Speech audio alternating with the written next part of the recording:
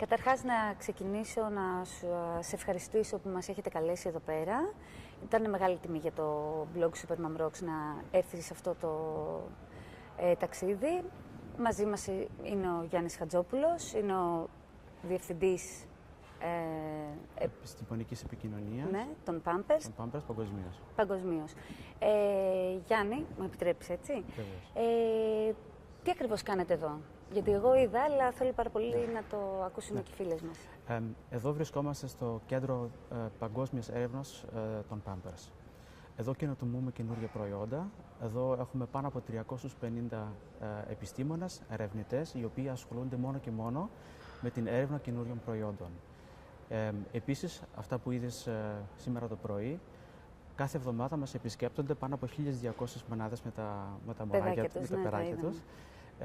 Γιατί αυτό? Γιατί έρχονται και παίρνουν προϊόν, το οποίο εμείς τους το δίνουμε, καινούριο προϊόν το οποίο ακόμα δεν υπάρχει στην αγορά, το παίρνουν στο σπίτι, το τεστάρουν και μετά έρχονται πάλι πίσω και μας λένε τις εμπειρίες τους.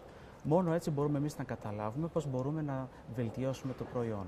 Αυτή η πληροφορία είναι πάρα πολύ σημαντική και μαζί με την έρευνα και με την επιστημονική βοήθεια είμαστε εις θέση να προσφέρουμε ακόμα καλύτερο προϊόν όσο αφορά για παράδειγμα την απορροφητικότητα, την άνεση, όλους αυτούς τους παράμετρους οι οποίοι είναι πάρα πολύ σπουδαίοι όσο αφορά την αποτελεσματικότητα των προϊόντων. Είδα κάτω, πρόσεξα όταν μας πήγατε το μηχάνημα της μέτρησης του pH.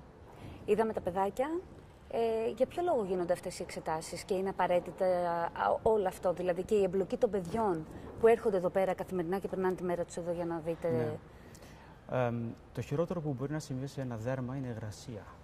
Οπότε πρέπει να διασφαλίσουμε την στεγνότητα του δέρματος και η πάνα παίζει ένα πολύ σημαντικό ρόλο. Εμείς το ονομάζουμε αυτό απορροφητικότητα της πάνας. Τα προϊόντα και τα υλικά τα οποία χρησιμοποιούμε τα έχουμε εξέλιξει έτσι σε αυτό το σημείο, ώστε η υγρασία, όταν κάνει για παράδειγμα τα τσισάκια του, τα απορροφάει πολύ γρήγορα και όχι μόνο τα απορροφάει, τα κρατάει κιόλας εκεί μέσα στην πάνα. Ακόμα και όταν καθίσει το μωρό επάνω στην πάνα, η υγρασία δεν επιστρέφει πίσω στο δέρμα. Αυτό παίζει πολύ μεγάλο και σημαντικό ρόλο όσο αφορά τον ερεθισμό του δέρματος. Από τη στιγμή που υπάρχει υγρασία, συν ένζημα για παράδειγμα από τα κακάκια του, τότε αρχίζει και ερεθίζεται το δέρμα. Συν της άλλης, αυτό προσφέρει και στα μικρόβια τη βάση για να αρχίζουν και μεγαλώνουν. Οπότε ξεκινάει και μια μικήτηση και τα λοιπά, έχουμε κάποια προβλήματα.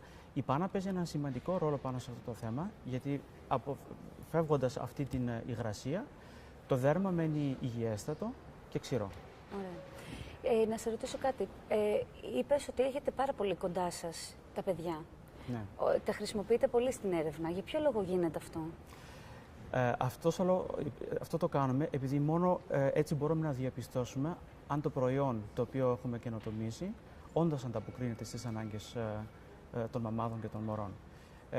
Και εμείς όλοι γονείς είμαστε, και εγώ μπαμπάς είμαι, έχω μια κόρη 3 ετών και νοιαζόμαστε για την ασφάλεια και για την άνεση των μωρών.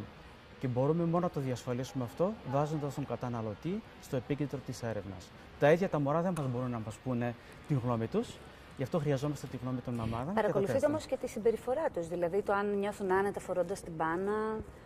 Παρακολουθείτε όλο το εύρος. Σωστό. Αυτό μπορούμε να το διαπιστώσουμε. Πρόσφατα έχουμε βάλει ένα καινούριο σκάνερ, το οποίο βγάζει φωτογραφίες από το μωρό βάζοντας μια πάνα, πώς εφαρμόζει η πάνα πάνω στο μωρό. Και επειδή το μωρό μετά από κάποια δευτερόλεπτα αρχίζει και ανησυχεί, παίρνουμε αυτές τις φωτογραφίες, τα βάζουμε στα κομπιούτερ και μέσα στο κομπιούτερ βγάζουμε μοντέλα πώς μπορούμε να βελτιώσουμε την πάνα, γνωρίζοντας πώς ακριβώς εφαρμόζει η καινούργια πάνα πάνω στο μωρό. Και παρατήρησα ότι εδώ πέρα είναι ένα εργαστήριο το οποίο λειτουργεί συνέχεια, καθημερινά, δεν κλείνει ποτέ. Αυτό για ποιο λόγο γίνεται? Συνεχώς καινοτομούμε γιατί οι ανάγκες των καταναλωτών αλλάζουν καθημερινά.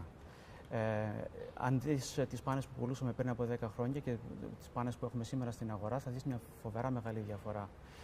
Αυτό φαίνεται για παράδειγμα και στον βαθμό του ερεθισμού.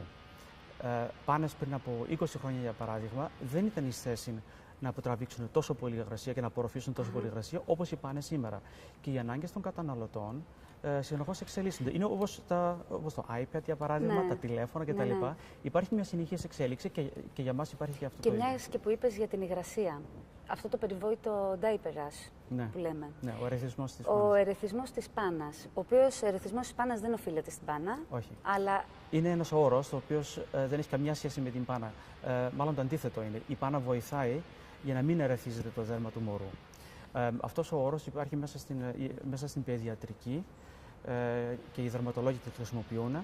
Αλλά είναι κλινικά αποδεδειγμένο ότι η πάνα έχει βοηθήσει να μειωθεί ο ερεθισμός του δέρματος λόγω των απορροφητικών υλικών που χρησιμοποιούμε. Των απορροφητικών υλικών που χρησιμοποιεί η Pampers, αλλά και λόγω της λοσιόν που έχει.